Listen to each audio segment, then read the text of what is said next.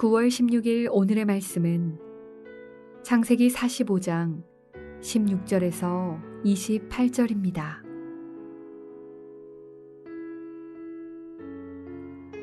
요셉의 형들이 왔다는 소문이 바로의 궁에 들림에 바로와 그의 신하들이 기뻐하고 바로는 요셉에게 이르되 내 형들에게 명령하기를 너희는 이렇게 하여 너희 양식을 싣고 가서 가나안 땅에 이르거든 너희 아버지와 너희 가족을 이끌고 내게로 오라.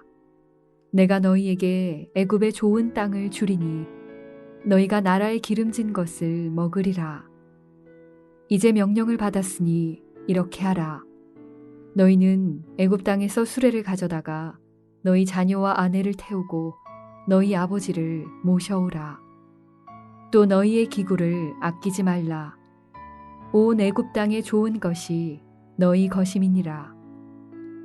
이스라엘의 아들들이 그대로 할세 요셉이 바로의 명령대로 그들에게 수레를 주고 길 양식을 주며 또 그들에게 다 각기 옷 한 벌씩을 주되 베냐민에게는 은 300과 옷 5벌을 주고 그가 또 이와 같이 그 아버지에게 보내되 수나귀 10필에 애굽의 아름다운 물품을 실리고 암나귀 10필에는 아버지에게 길에서 드릴 곡식과 떡과 양식을 실리고 이에 형들을 돌려보내며 그들에게 이르되 당신들은 길에서 다투지 말라 하였더라.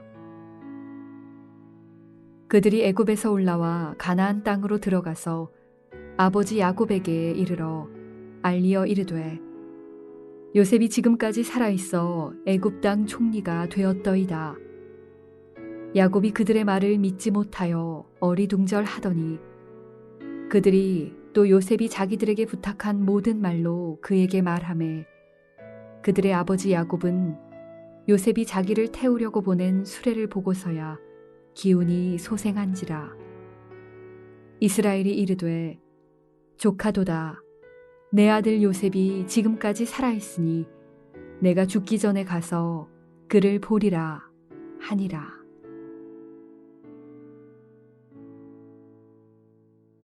안녕하세요. 오늘 수요일 DT 말씀은 크게 세 가지 이야기로 나눌 수 있습니다. 첫 번째는 요셉이 형제들을 만났다는 사실을 알고선 파라오가 그의 형제들과 가족들을 이집트에서 살 수 있도록 초청을 하는 모습이고요. 두 번째는 요셉이 가족들을 데리고 돌아올 형제들에게 여러 선물과 음식을 챙겨주는 장면입니다.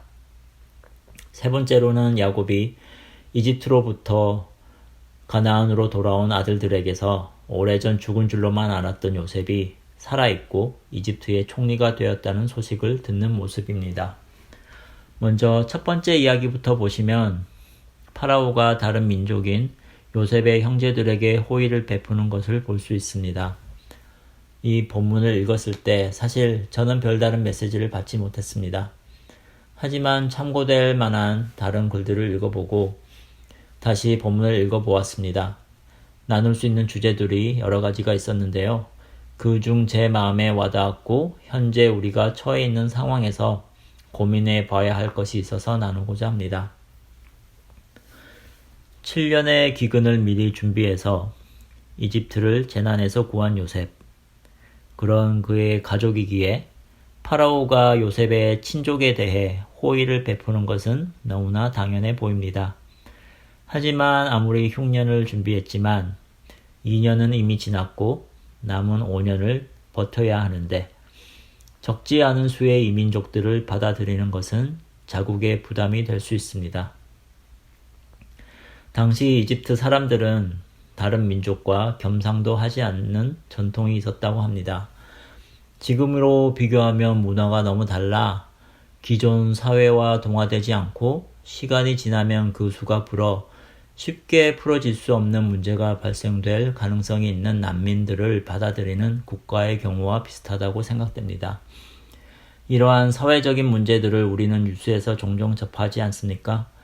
하지만 파라오는 그들에게 좋은 땅과 기름진 음식을 제공할 것을 약속합니다. 지금 세계는 많이 신음하고 있습니다. 항상 그래왔지만 지금은 그 정도가 더 심해진 것 같습니다. 이미 코로나 바이러스로 많은 사람들이 어려움에 처해 있고 저희가 살고 있는 미국 서부에서는 최근 곳곳에서 일어난 아주 큰 산불로 설상가상으로 더 많은 사람들이 고통을 받고 있습니다. 지금 저희 중에는 이러한 상황에 영향을 크게 받지 않는 분들도 계시고 반대로 직접적인 영향을 받으신 분들도 계십니다. 저희 교회 공동체가 해야 할 일은 어떤 상황에서든 마찬가지겠지만 특히 이렇게 어려운 시기에 어려운 이웃들을 돌보아주는 것이라 생각됩니다. 내가 쥐고 있는 것에 너무 집착하지 않고 그것을 놓을 수 있고 또 나눌 수 있는 저희가 되기를 기도해 봅니다. 두 번째 이야기는 용서와 연관이 되는데요. 요셉은 이제 형제들을 용서했습니다. 그 용서가 쉽지는 않았습니다. 하나님의 뜻을 알았다고 해도 그 용서는 처음에는 절대 쉬운 용서는 아니었을 것으로 생각됩니다. 요셉은 그런 형제들을 가나안으로 보낼 때 길에서 다투지 말라고 당부합니다. 이는 일전에 요셉의 형제들이 베냐민을 요구받았을 때 서로가 요셉을 팔아 범죄한 일로 서로 이야기하던 말을 요셉이 들은 적이 있는데요. 자신의 형제들이 집으로 돌아가는 길에 자신의 일로 서로 비난하며 다툼이 일어날까 걱정해서 하는 말입니다. 17, 18세기 영국의 목사이자 성경 주석가로 유명한 매튜 헨리의 주석에서 이 구절에 대한 설명 중 몇 가지만 인용해 봅니다. 첫 번째로는 우리 모두가 하나의 하나님 아버지를 가진 형제라는 것이지만 우리는 정말로 죄인이기 때문에 서로 싸우기보다는 우리 자신과 싸워야 한다고 합니다. 제가 여기서 가장 와닿았던 것은 두 번째인데요. 우리가 모두 하나님에게 죄를 짓고 있는데 그 하나님으로부터 그 죄를 용서받았고 또 용서받을 것이기 때문에 서로를 용서할 준비가 되어 있어야 한다는 것이었습니다. 매튜 헨리의 주석은 요한복음 13장 34절과 35절 그리고 에베소서 4장 31절과 32절을 연상시킵니다. 요한복음 13장 34절에서 35절을 먼저 보시면요. 새 계명을 너에게 주노니 서로 사랑하라. 내가 너희를 사랑한 것 같이 너희도 서로 사랑하라. 너희가 서로 사랑하면 이로써 모든 사람이 너희가 내 제자인 줄 알리라.